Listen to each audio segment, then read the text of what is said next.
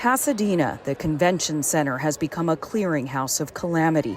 This is where hundreds of evacuees of the Eaton Fire ended up when they had nowhere else to go. As far as I know, my house is totally engulfed based on the fact that on both ends of the streets, both of the houses were on fire.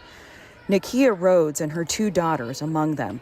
They had little time to flee and no warning. I could see flames rolling down the hills. I could see it rolling up the hills. I could see them going left. I could see them going right. I seen everything the wind was doing to the fire. And I'm wondering, why isn't anyone telling us to evacuate? It sounds like you have reason for some frustration at officials right now. I do. I do. They failed me twice. They failed me by not telling me to leave my house with my daughter and my little baby. And nobody's telling me anything except for there's a cot in the other room.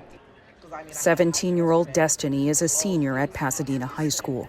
Since the power was out, we had no way to see. We couldn't look it up on our phones because we had no power and no internet. Yeah, and we couldn't watch the news. We couldn't watch the news. So we had no idea what was happening, and all we saw was fire and red. Longtime Altadena residents Patty and Bruce Brown have survived previous wildfire scares, but this one was different. We always rode it out. This time it was different because we had to leave. It's the first time we've ever been to a shelter in our life. They were able to save their dog, Captain, but they don't yet know how their beloved and one-of-a-kind house fared.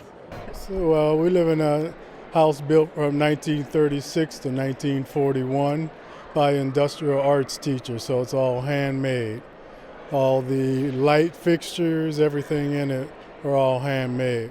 So if it burns down, you can't replace it. Back at the burnt-out shell that was Roosevelt Pullum's house, he sifts through still smoldering ashes. He left his wallet around here. All my things for driving, my VA healthcare ID card.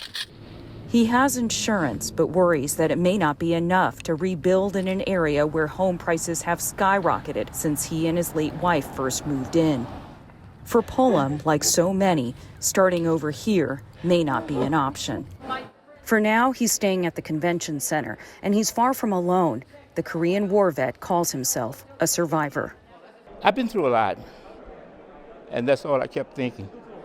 I can get through this.